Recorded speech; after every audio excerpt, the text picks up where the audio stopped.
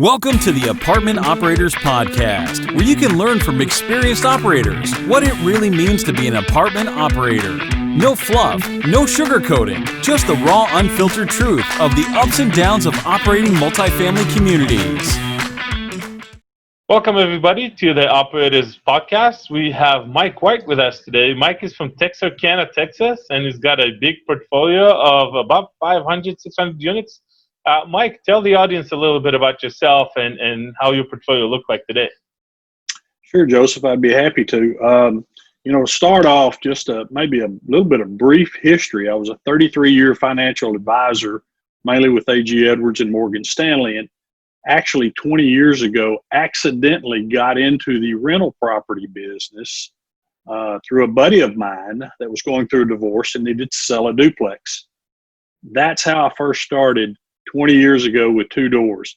So as Joseph said, we're right at bumping 500 doors today, and I'll fill the gaps in just a little bit on that. But that is actually how I started in rental property, and then slowly started adding more as time went on. Now, the previous career in the brokerage business, I was very successful at that, so that set me up to be able to have the wherewithal to be able to go out and acquire and buy and borrow and grow the portfolio.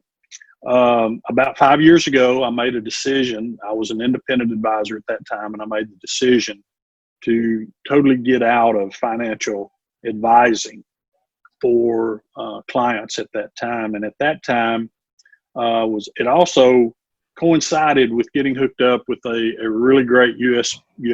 banker out of Little Rock. And about 5 years ago, I really put the pedal to the metal and just started acquiring mainly duplexes, townhomes.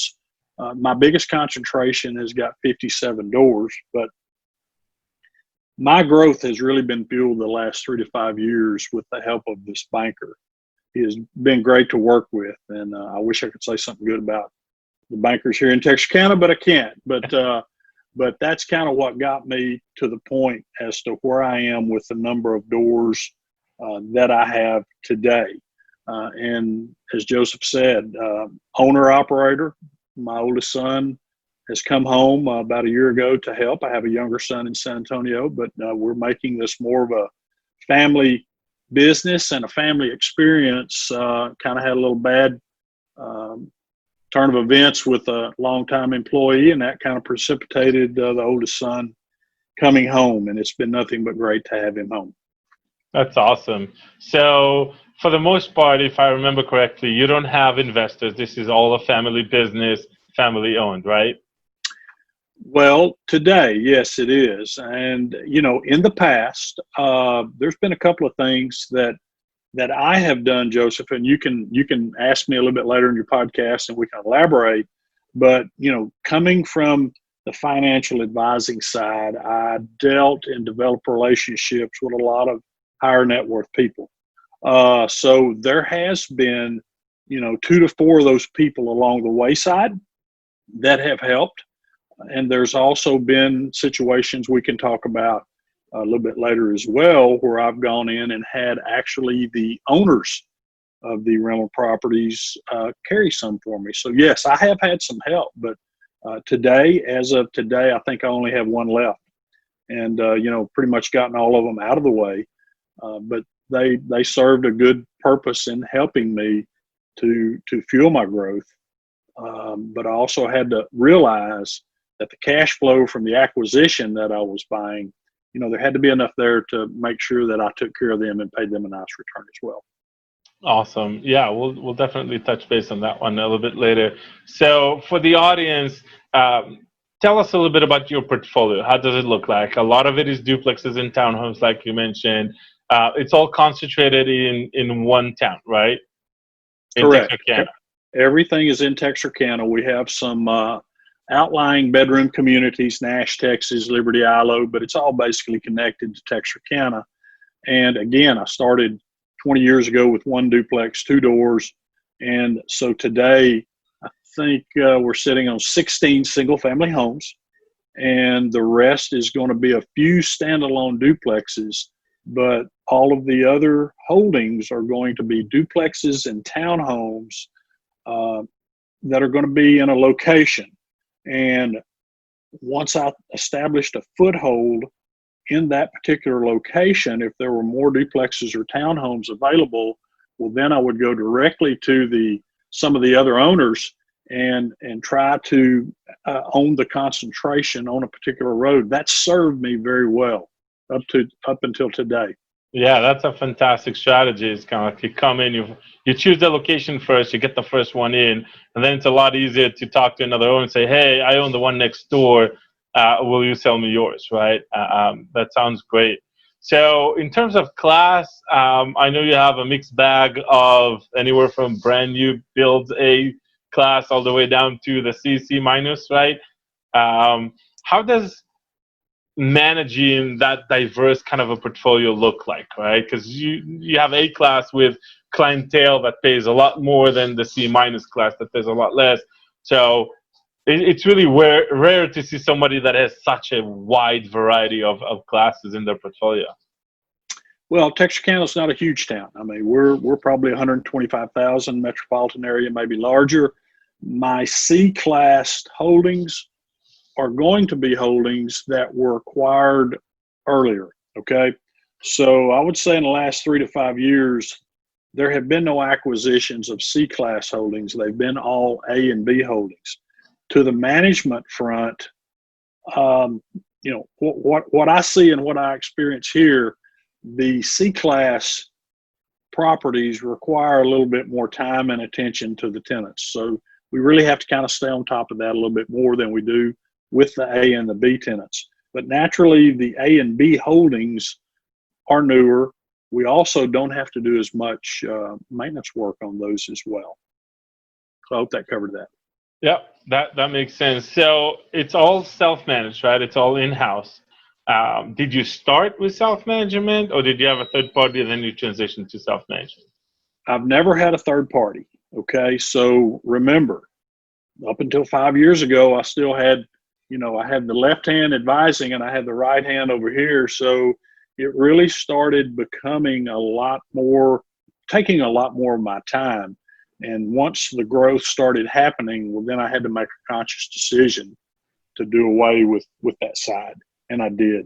So, went out probably 10 years ago, bought the office where we are right now.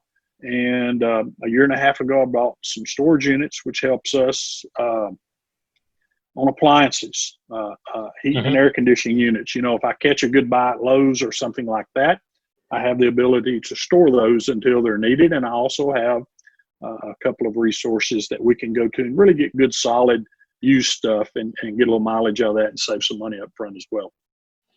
Okay. So was there any point in that path that you've considered third party? No. And why is that? I like control.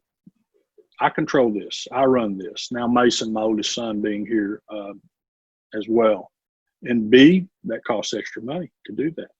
So have I made mistakes over 20 years in running all this? The answer to that is yes. But today, I don't make very many mistakes at all. So no, I've never considered that. We're not a huge area. So literally from the central location of my office, 10 or 12 minutes would be the furthest location that we have to go and do maintenance calls or make readies or things of that sort. We do not go and meet prospective tenants. We have those tenants come by here. We have them leave a driver's license, credit card, debit card. We give them the key. We let them go look. They bring it back. So that is an efficient way that we have found that works for us on prospective tenant going out and looking at a unit. Yeah, that's definitely an original way to do that. We've had a lot of operators come up, and some of them are using third party, and some of them had used third party and then transitioned to self-management.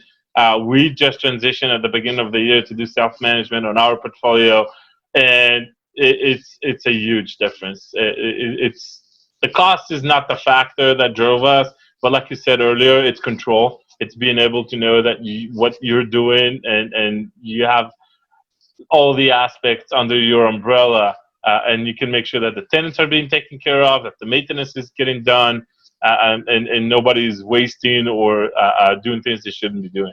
So I totally agree with that one. So tell us a little bit about your organization, right? You mentioned your son Mason. What is his role in the organization? Who else do you have in your organization to help you run that portfolio? So Mason came home a little over a year ago and basically has implemented changes of rebranding, brand new website. We've hooked up with Appfolio. We have been converting a tremendous amount of our tenants over to paying online, which has made us more efficient. I will say that the COVID situation has really shifted that percentage up for us, which has opened my eyes to make it's more easy, it's more efficient. We're not handling the money, we're not having to make deposits. So that has really opened my eyes up in that aspect. I have a new office property manager that we hired from one of the larger, newer apartment complexes that she just happened to live in one of our duplexes. She's been there 4 years. She's on board and doing great. And Mason is really a big part of what goes in the office.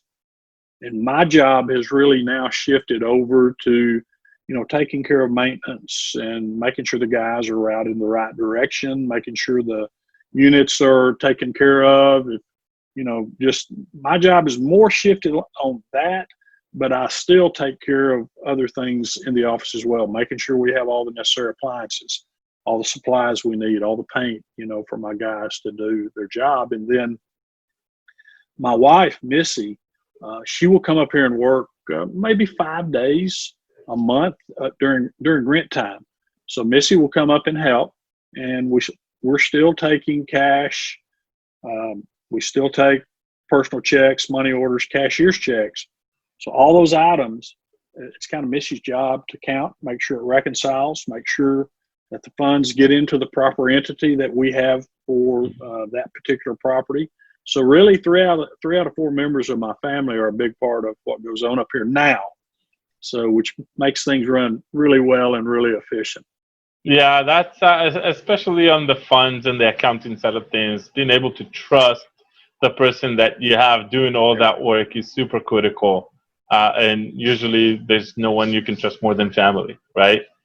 That's exactly right. I had a bad experience with that, and so that's all I'll say about that. Okay. So you mentioned your maintenance side of things, right? What size of a crew do you usually run in order to handle 500 units across the entire town? So as of today, I have 5 full-time maintenance guys. I have 2 full-time, it's actually a longtime friend that takes care of all the grounds, and he does a lot of extra things during the fall and winter months. So that's 7. And then I use an independent HVAC guy. I use an independent electrical group, and I use an independent plumbing person. Okay. So I'm not using, a plumbing group or a HVAC group or an electrical group. What I have found, and I'm not afraid to ask, and so it works out really good for me, is that if I can get a hold of those independent people and give them volume business, what are they giving me in return? Quality and discount. A discounted rate. So, I had an electrician that was doing my work, and he had a lot of guys working for him, and he was doing $100, a call, and then $100 an hour. Well, he got replaced with some very good and qualified people that got referred to me at $65. So who's worth that 35% decrease? We are. So you constantly got to keep an eye on that, making sure the work's done, getting the work done right. But, heavy plumbing, heat and air issues, and electrical issues. Now, my crew can put up ceiling fans, replace light switches, do simple things. We can do simple things on plumbing, but there's just certain things that you'll need those 3 people for. And, this time of year, as you well know, your costs on HVAC can really rise. Oh, yeah. Yep. Yeah, I know that's what our guys have been doing for the last 3 weeks is ACs, ACs, ACs. Exactly. Anywhere from just checking the freon and putting some more in, all the way to replacing condensers and replacing entire systems. It's Texas in the summer. That's just what it is. But we have our AC guys, basically our maintenance guys are HVAC certified. So they're capable of handling, I'd say 95% of all HVAC issues on their own. But just like you, if it's an electric thing, we get an electrician that is licensed and insured. If it's plumbing, we can do a lot of the plumbing all the way up to slab leaks repairs. But when it comes to the massive, like we need 100-foot machine or we need leak detection, that's where we have to call a professional, because they have the tools that cost thousands of dollars that it's not worth for us to invest it for once or twice a year, that we really need that extra. Right. I will say one other thing on HVAC, and we started doing this about 3 years ago, going out every quarter and changing those filters. Yeah. I have found that my HVAC costs with the independent fella have gone down by simply getting on a maintenance program of changing those filters. So we take that opportunity once a quarter, and it takes a couple of weeks, but we take that opportunity as well to spray every unit inside and out for insects as well. Yep. No, that's great. Also, washing the condensers outside from all the debris, preferably somewhere in the March timeframe, April timeframe, before the heat really starts hitting. We found that helps extending the life of all of those condensers, especially on the older properties where they're starting to reach their age. Right. And then, the manufacturer, if you call a retail AC technician, they'll tell you that the manufacturer recommend replacing it after 5-7 years. It's like, we have ACs that have been alive for like 20 years, right? And they're still working very well. So it's just a matter of good maintenance and preventative maintenance and making sure that we keep everything in line. We call it, and I call it, the common sense approach to taking care of a tenant. If they take care of their business with us, we're taking care of them. And we are Johnny on the spot about what I call hot shots. When someone calls with an issue, we're usually out there that day, and if not, the very next day. Even if it's a non-emergency. And I really believe that is an extremely great key for new people getting started. You will take care of that tenant. You're going to find they're going to stay longer. They're going to turn out to be good tenants if you'll take care of them. Yeah, that's a perfect approach. Do you manage other people's properties or just your own? Joseph, I used to. I did 3 or 4 different times up until maybe 5 years ago, whenever my growth started happening. So I don't have time now. We got to take care of our business now. But I have done that before. Okay. And you stopped it just because of bandwidth? Yes. Okay. So as a owner operator that have about 500 units, that's usually about 1,000, 1,200 residents across them, if not more. Do you do anything special for your residents? Any events or parties or deals with other places in town that will give them discounts? Is there anything that you bring extra value other than the obvious of giving them a safe, clean place to live and being, like you said, Johnny on the spot with responding to the work order requests? Here's what we do, okay? Long-term tenants, we have rewarded them in the past with $50 to $100 gift cards, and in some instances, a free month's rent. Folks that have referred us, good tenants, and we'll always tell them we need to have them 3 months before, but we may give them $100 to $200 off 1 month's rent for a good referral. So we do some of the things, but with being a spread out, I go from single family homes to a concentration of 57 doors, and with being spread out like that, it's a little bit more difficult to say, you know what, we're going to have a big get together for all the good tenants, or so we really don't do anything like that. Yeah. Okay. So if you could go back, let's say 7, 8 years, right, to Mike before the big exponential growth, right? What would the advice be that you would give yourself, knowing now what you didn't know 6, 7 years ago? Well, here would be the biggest thing is, 20 years ago, I'm 60 now, so I started basically at 40 with my first duplex. I really wish I would have gotten that first duplex at 30. 10 years sooner and have that growth carry forward. That would have been the biggest thing. 10 years ago, well, yeah, I can still tell you there were mistakes made along the wayside. Sure, everyone's got hindsight. Everyone's, would love to go back and make some changes. But, the good Lord's blessed me to be sitting where I am sitting today in the situation I am sitting today. And I've always looked this way, not that way. You can spend a lot of time, a lot of people looking back there, and you don't get anything accomplished. So, I would continue to look forward, be positive and focused, and just go from there. And unfortunately, anyone that does this, and I believe you would agree with me, you are going to make mistakes. What worked for you and what worked for me, those things are different. Now, there is a lot of general stuff that can go hand in hand, but everyone wants to get into rental property, but once they get into it, they find out, you know what, it's a lot of work. Yeah, I think the biggest misconception is that people think that it's a buildings business, and they don't realize it's a people business. Exactly. And when you have people involved, you're going to be surprised every single day. This business taught us and made us laugh and made us cry and made us sweat and made us bleed, right? In every exactly possible way, because it's people. And people are just unpredictable. That's just what people do. Um, so let's talk a little bit about the operation side of things. Give us a few things that you guys like to do in order to increase your income, right?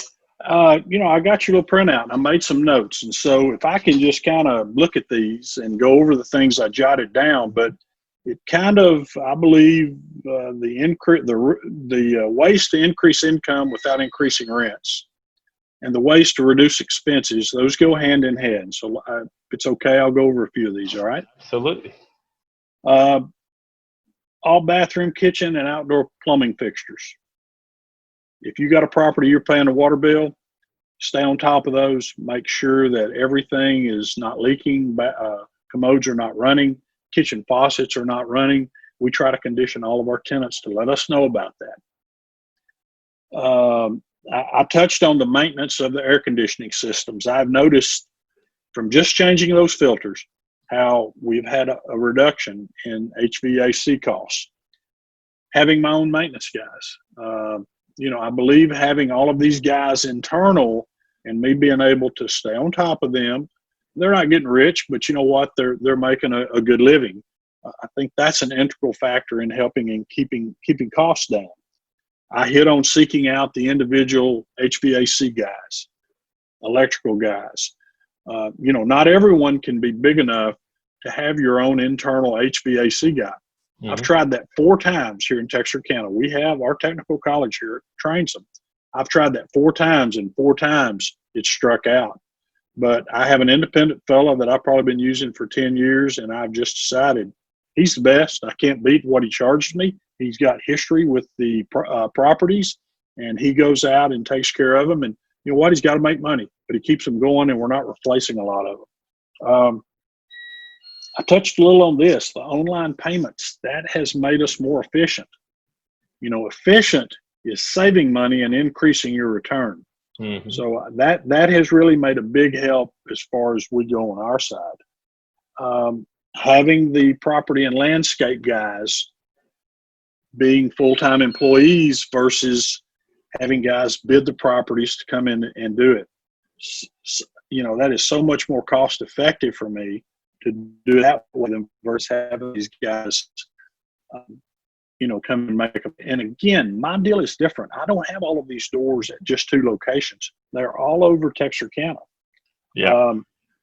Monitor the utilities of vacant units. You go walk in one of your guys, and you go walk in there and this thing's sitting on about 58 degrees. So, monitor that thermostat. I'll tell you a quick story on that. It's been a month or so ago. I went in a unit. They were in there working on Friday. I walked in it on Monday.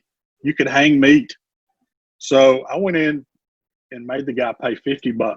I said, look, that thing running had to burn this much. I got my point across, and I got it across in front of all my guys.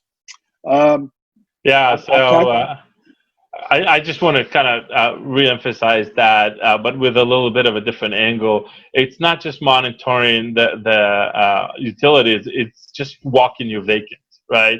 If you have vacant units, you got to visit them at least once a week or so, because otherwise things happen, right? Especially in older buildings. We had one of the units that we walk into it, and there's a full sauna going on. Something in the faucet in the bathtub, just like an old rubber seal, just bursted, and hot water was just flowing, and the entire unit was a sauna. You could see the water condensating on the windows from the inside. So that obviously is a lot of damage, and you have to come in and you got to dry everything and water extraction and the whole 9 yards. But if we wouldn't have walked into it a day or 2 after it started going, it could have been really bad. So monitoring utilities, for us, it's part of walking every vacant unit at least once a week or once every other week. So yeah, that's a great idea you guys do. We need to be a little more efficient about doing that. Now, fortunately, we run 96 to 98% occupancy, so our occupancy is always great. But even those ones that we're not in, we need to probably be looking and checking those a little bit more often. And I think I hit on showing the properties, having them come here. Those were really, when you ask that question, reduce expenses and increase income, those were the main things that kind of came to the top of my head about the ways that we do that, without coming in and increasing rents, and we, whenever someone satisfies a lease with us and they've been no problem, we leave them on a month-to-month. We don't go up on their rents. We don't ask them to sign a new lease. That's somewhere we probably need to look at and maybe make an adjustment, because I've kind of been of the opinion that, if Joseph is renting from me and I never hear anything from Joseph pays his rent on time, I'm going to leave Joseph alone. But that's probably a place that I would think that we need to review and probably make some changes on that. If you're going to stay month to month, most people are going to charge you a higher rate. Yeah. If you're going to sign a new lease, well, then they're only going to go up to right here. That's the way most are. And, that is a place probably where we could improve. Yeah, the standard that I've seen in the industry is that when your lease expires and you haven't renewed, it goes up to market rate plus a month-to-month fee. Right? That can be anywhere between $50 and $100 a month. Right. And I will say one other thing, a big thing. I had an independent insurance guy up in Nashville, Tennessee, taking care of my insurances.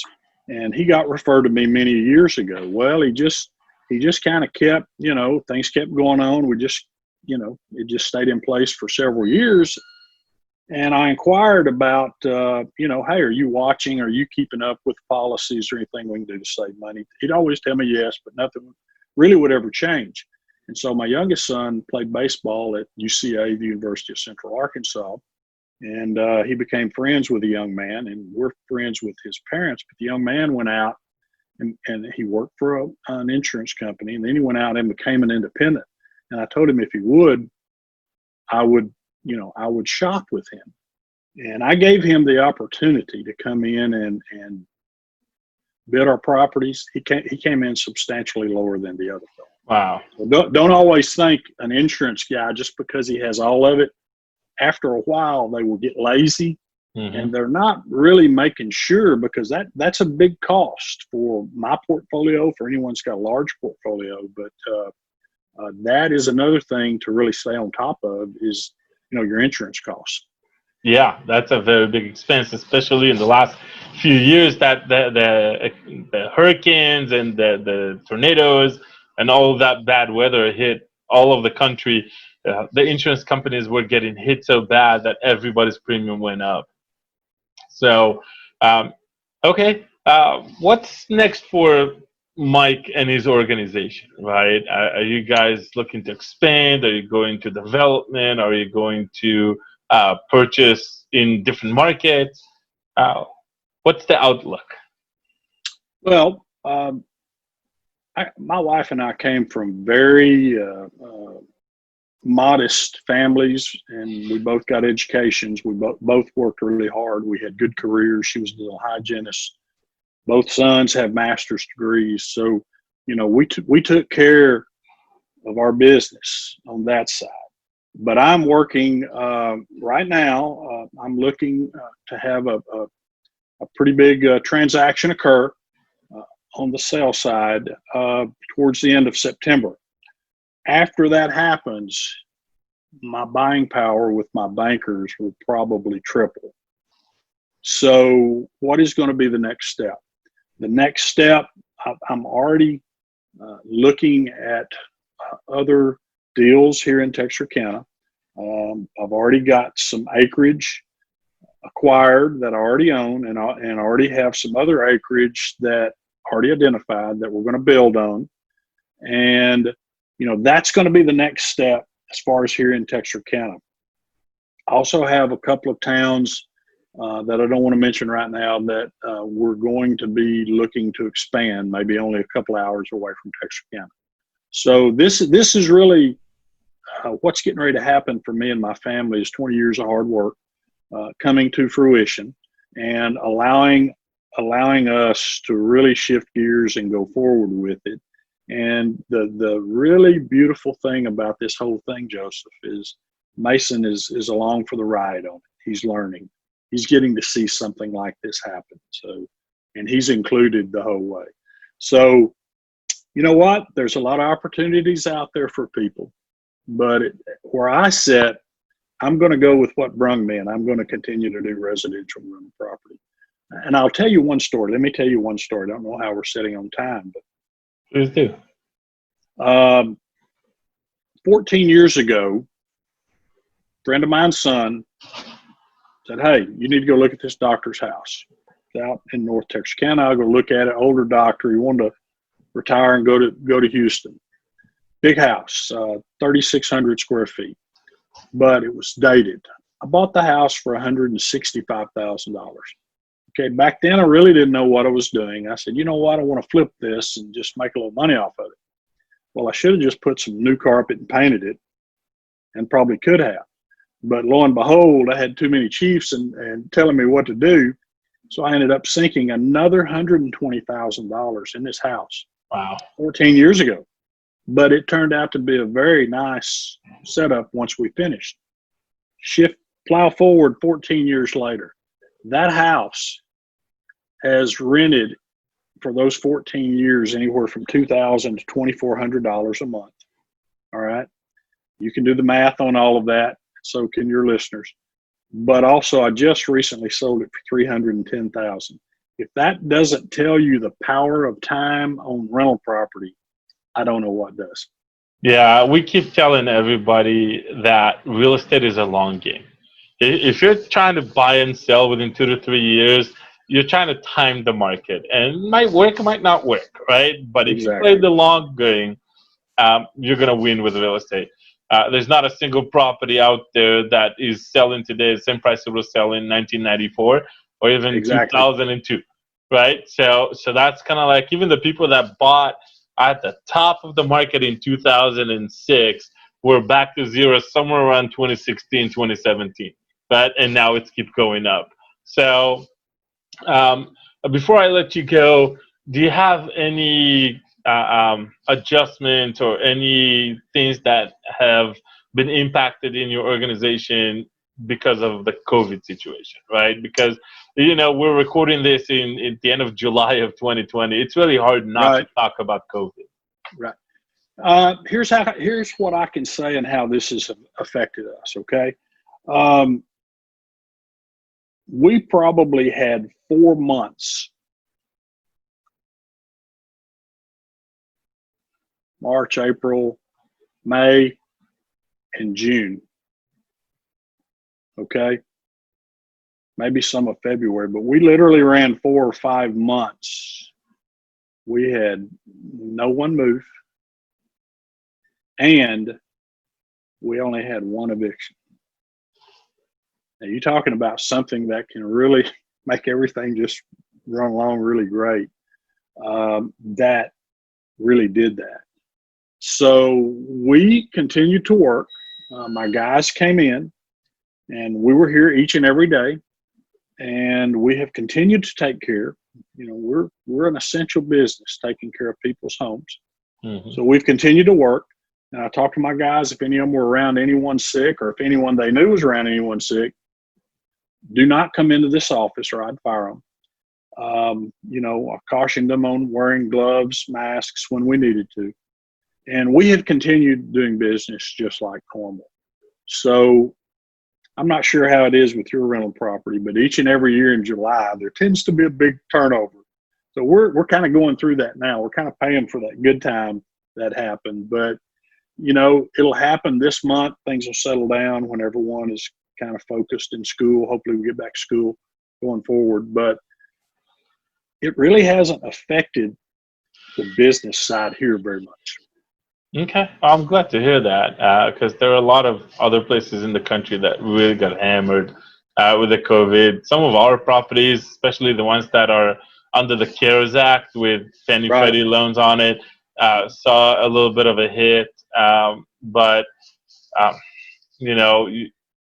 like you said, we got to take care of the residents, and that's what we've been trying to do.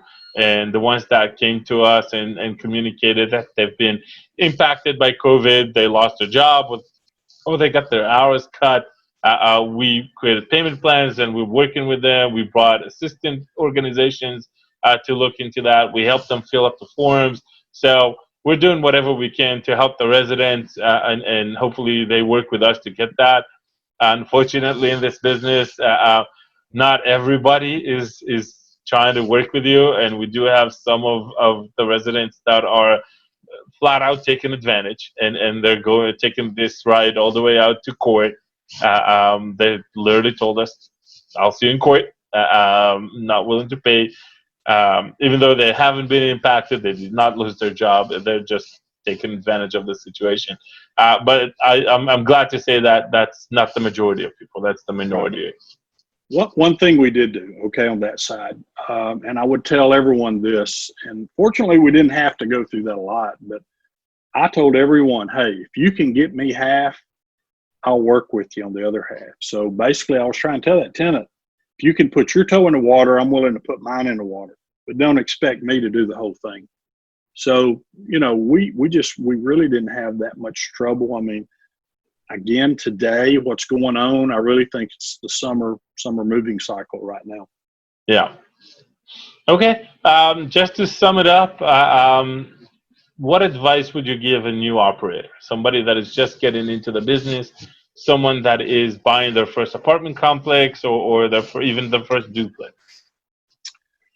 The best advice that I would give someone would be to seek out some older person that has done it for 20 or 30 years and go become a friend, go take interest in them and let them be a mentor to you. I had a man a little over 4 years ago. This goes back to what I told you about trying to acquire all the units on a street. I had some. He had 8 duplexes in a house, which would give me everything kind of in this little pocket. And so I bought them from him, and he actually lived across the pond in my neighborhood. I knew him, but didn't know him well. And today, this man is 83, about to be 84 years old. And I mean, he and I are so close right now. It's just not even funny. But I really think that would benefit someone to go and find someone that would take an interest in them, because there's plenty of people that want to make $1 off of you and don't really care.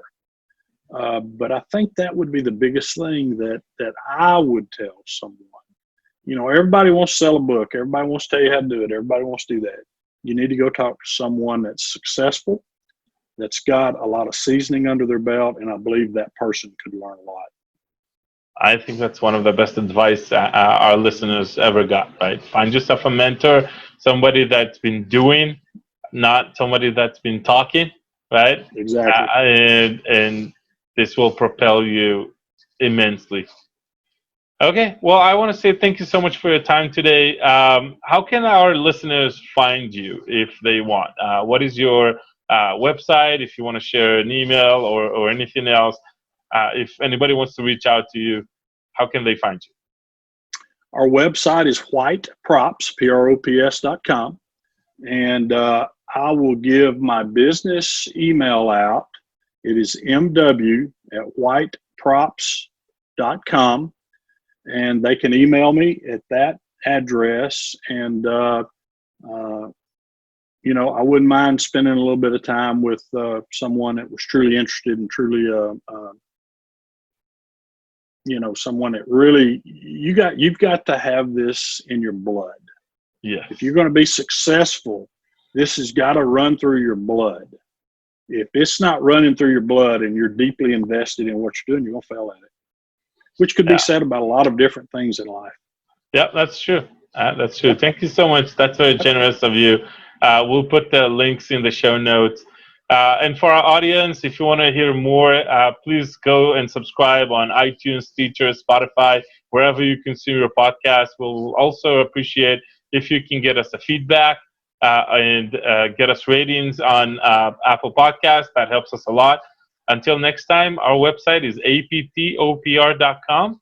Thank you so much for listening. Thank you for listening to our show. If you want to enjoy more episodes, please subscribe on iTunes, YouTube, Stitcher, or SoundCloud. For questions or feedback, please visit our site at www.aptopr.com.